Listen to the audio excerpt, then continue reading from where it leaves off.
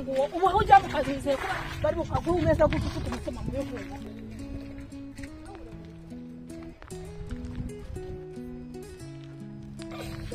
Mudamu mwiza nkawe wiyubashye akaza yiruka bingana kuri akati hawe mwagiye mwiyubaha mbere na mbere.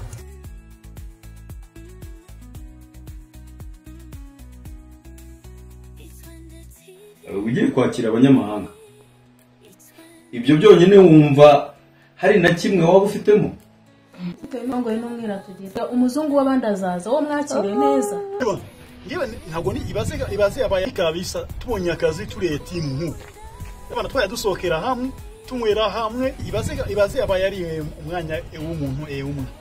Ebana kabisa ndabizi ninge wakabona n'ubundi kabisa. Ninge wabona ngende mu professionnel mu kazi kose. Akazi kose ndibana ndagatunganya. Kandi ngiye nize neza. Ngiye ntabwo nize hano mu Rwanda. Buriya rero hari ikintu bajya bavuga number 1 is number 1. Sibyo? Ubu ngubu ngiye nicanga gutya ntegereje akazi kandi abizi neza baba bakeneye umuntu umwe. Ngiye umuntu wa mbere abasha kubona akazi hano. Ariko bakaduhereye rimwe twese turi batatu nibwo twakorana neza. No usanzwe tureye inshuti. Kuba twakorera hamwe nibyo biza. Gukora as a team nibyo bizima. Kandi umunyantege nk'akagenda yigira ku bandi. Kungu hari nk'ibintu afite information ziri enough zuzuye. Ukaba supporting cyangwa nawe hari ikintu udashoboye ukaba supporting cyangwa se n'uyu mukobwa nawe nyene uko uyu we none mana yanje ntunanyekerewe uyu gutabarura rusaza twatoba ko yiboneye na yanje ariko nange nibwo namubonye kuriya nange nibwo musaza nabonye ko yaramye umva bayida we murongo nuri arashaka kudutangaza murongo nuriya ntabwo wumva ikinyarwanda urasabwa kugenda kwicara hariya turi ku murongo hano ukuntu uzawitambukishwa ugenda ndakeka ugomba kwicara hariya eka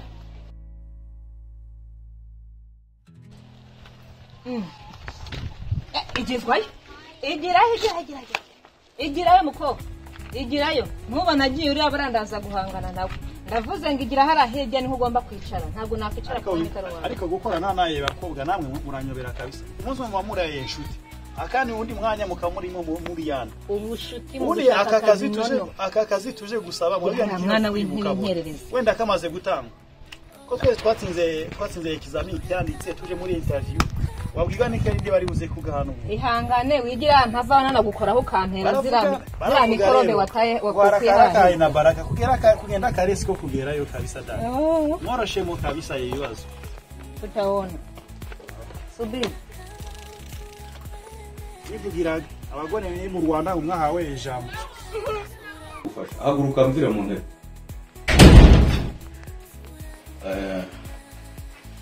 witwa nde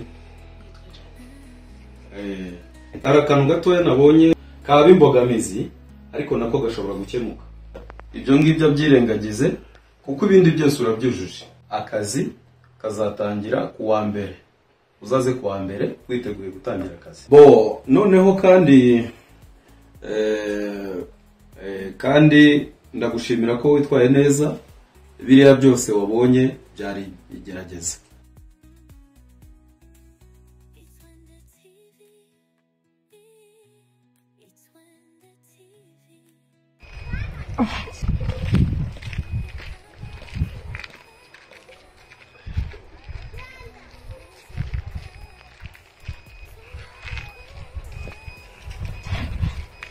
Mbona negera amaboko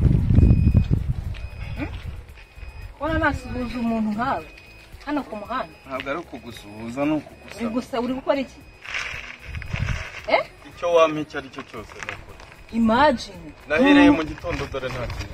bamaze kuba ntacyo baguhaye ufite ibigango ufite imbaraga raho warebye mahunga niyo cyaba igiceri wakimpaye umva igiceri ugeze kinshirira amahano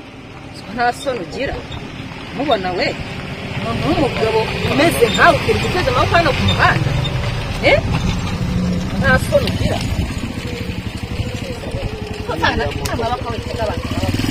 hari akaguru waba waracitse wowe cyangwa amaboko ntufite imbaraga kuko wambabariye rwose mubabarire njyewe shiremo itima ahangaha amafaranga cyangwa amafaranga baba yakoreye wowe ntuzi ukuntu amafaranga abantu kuyabona biravuna nta soni ndabona unankoze abana nyagasani we uko useka nkubaye ubundi uyu mwaku nazindukanye uri umwaku waje kuntegera hano mu muhanda naringize ngo ugiye kumpa paka guhanga ufite sinongeye no kubona unankoraho ega nta soni mubona we kugira ati waje guturama hano ku muhanda wiyambitse ibintu ubona amasoni ibi bikweto ubwabyo n'umwanda kwigera ntabyo imbabare mureke uyu nguyu nyine reba ye ubereye gufata telefone nk'iyi ngiyi ese wambabariye kuko barampaye dore urananyambuye umva nkubwire wa rugabo njye nanagukubita hano ku muhanda muzamura gukura ku mifuka ngo mukore ngo mukeneye gusabiriza hano uwo ntabwo uri urusambo babandi barara batega amajoro abantu hano babica none nawe uraje kugira ntabwo muhera wabaye telefone yawe igendere wari ukoze igendere uyo yahamagara kandi akagira neza hamagara hehe turakoze mana nyagasa asone rega arabitse uratinyutse urayibika wambabariye koko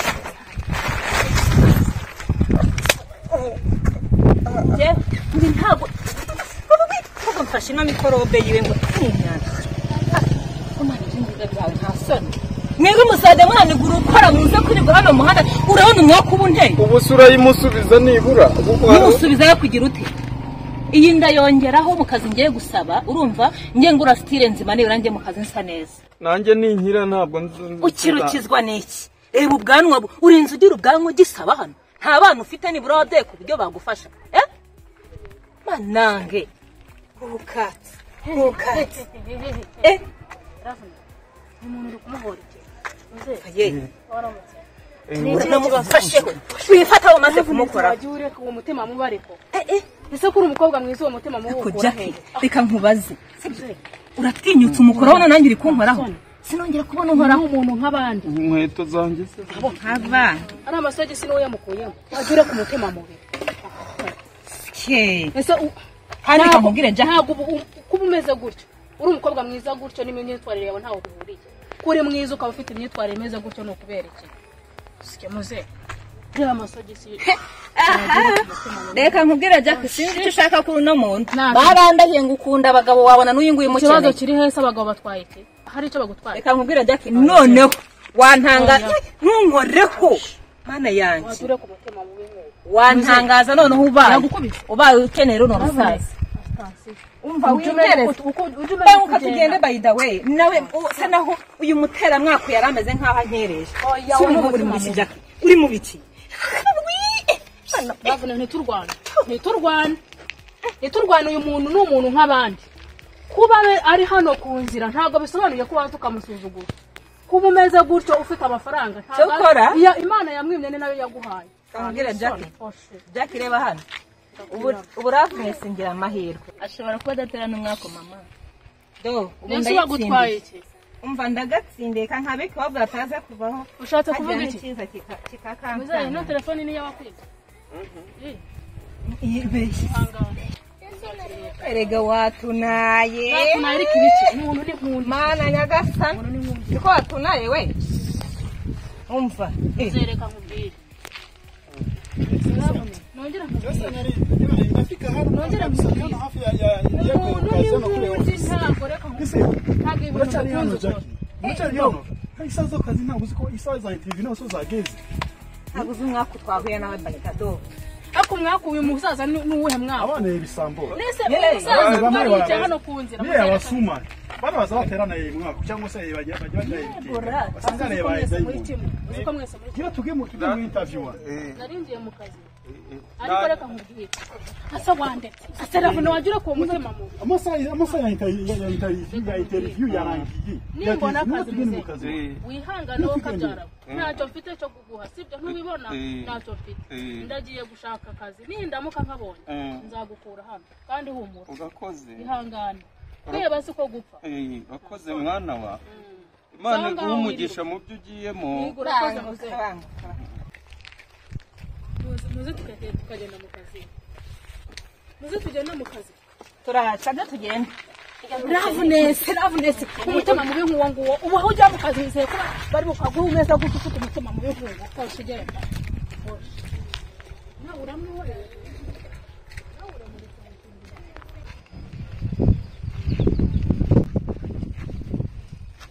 ndakeka ko uri kubona ko isura yanjye idatandukanye na ya yindi wagiriye neza kandi washakaga no kuzahora ugira neza ubwo rero uwo murava n'ikinyabupfura uzabihorana.